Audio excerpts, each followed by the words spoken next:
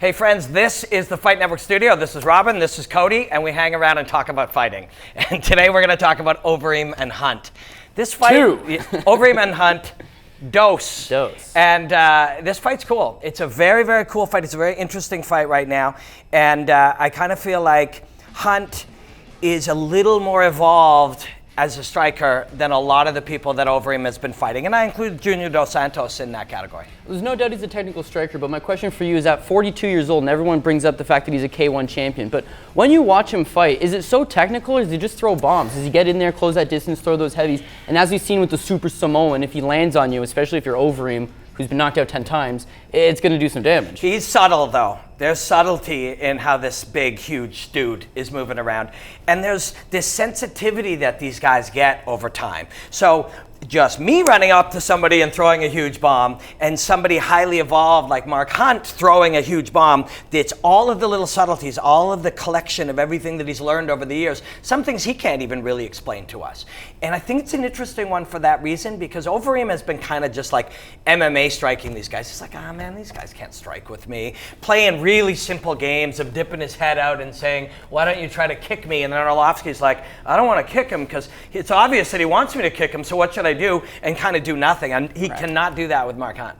Well, you're in a situation, too, that you got both are high-level kickboxing champions. Both guys are highly regarded. When you watch Overeem, it's those little subtleties. It's that technical ability. When you watch Hunt, it's just that brute strength. If this was just a kickboxing match, it almost feels like you'd want to favor Overeem. If you've never seen either guy perform, you'd look at the credentials, you'd think, well, geez, Overeem might have this. But how much of the chin is this going to play in? I mean, with Mark Hunt, even though he has been knocked out, the talk with him every time is this granite chin, the steel chin. With Overeem, they're talking about, well, you know, all you need is one good shot. Overeem's lost fights that he was destroying the guy. Examples being like a Travis Brown, but multiple examples, even a Bigfoot Silva.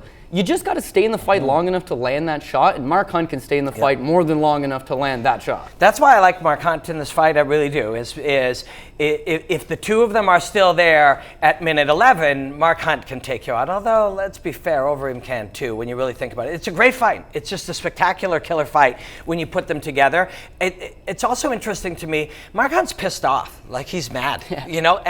And when somebody is very skilled, that can be a good thing, but it can be a very bad thing. Those little subtleties and those little feeling things sometimes go out the window when you're gritting your teeth and you're trying to hammer somebody. But we've seen other guys go out and just destroy people when they're angry. Emotion is going to be a weird one in this one. Now you're looking at this fight on paper, and certainly it's just everything's easy to say, oh, striker versus striker. Both guys got a lot of power. This is not going to go the distance, and it'll be a striking match.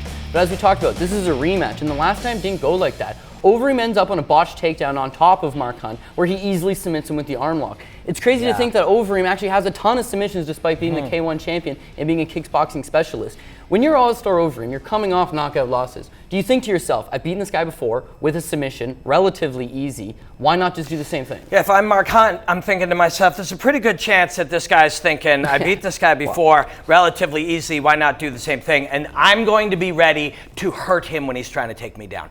And I think, and Mark Hunt is so much of a different guy. Of the two of them, I think Mark Hunt is the guy who really, really completed his evolution. And from the time he got into the UFC and he couldn't even win, you know, against base level guys at the beginning, to not being able to get a hold of him.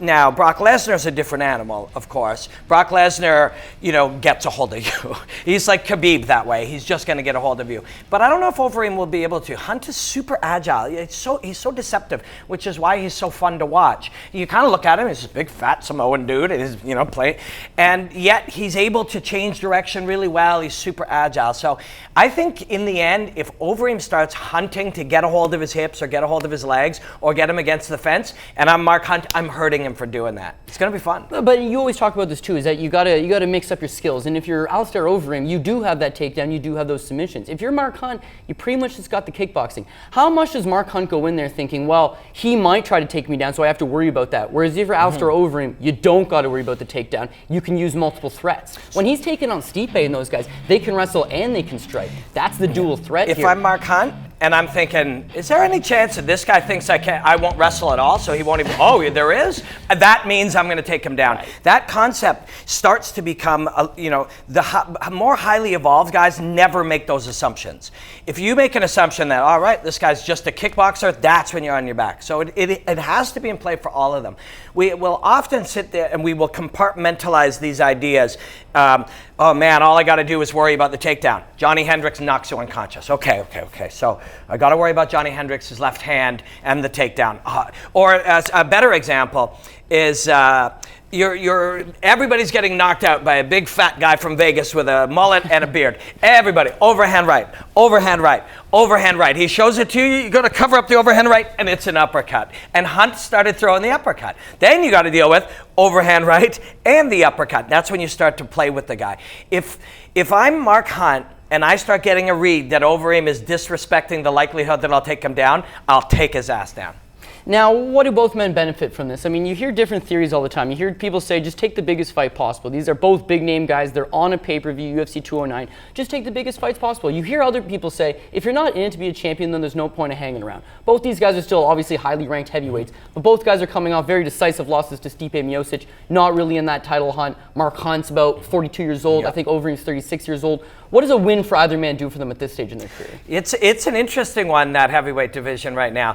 Hey, everybody's old, and some of them are suspended, but then there's these young guys kind of coming up. I think we're going to look a little deeper into that tomorrow, too. Some of these young guys coming up. Curtis Blades, Francis Ngannou. He's the guy. Yeah. He's the guy. And even Blades, man. I really like Curtis Blades. The one loss is to the guy who maybe is the other guy. Sure. Maybe it's the two of them, and then you've got Derek Lewis, who's just coming off of his biggest win ever. It's hard, man. If you lose this fight, if you're Overeem or you're Hunt, and you're late 30s or early 40s like Hunt, and you lose this fight, it's tough. I mean, the advantage that heavyweights have is that there's not that many names, and so you can still make $100,000 and fight a couple times a year at that money or better in both of these guys' cases.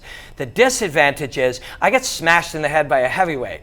You know what I mean? It's a rough way to make a living for sure. The winner of this fight will stay in that hunt, but the loser of this fight, with the young guys coming up now, it's a tough place to be, especially if it's Mark Hunt and he's suing the UFC right now too and dealing with all of that.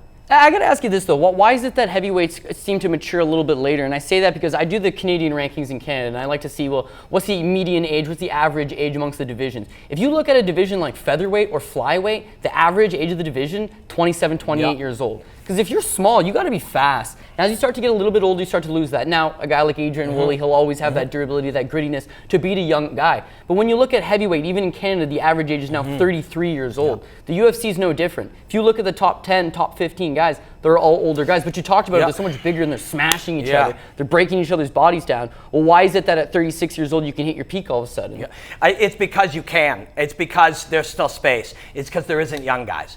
Big, powerful, young guys play football. And that's what they do. Fair. That's where the money is, especially in America. If you're big and powerful and you're young and you're an athlete, you play football. So there hasn't been. There will be now. You're going to see some, over the next 5 years is when you'll see some young heavyweights coming up.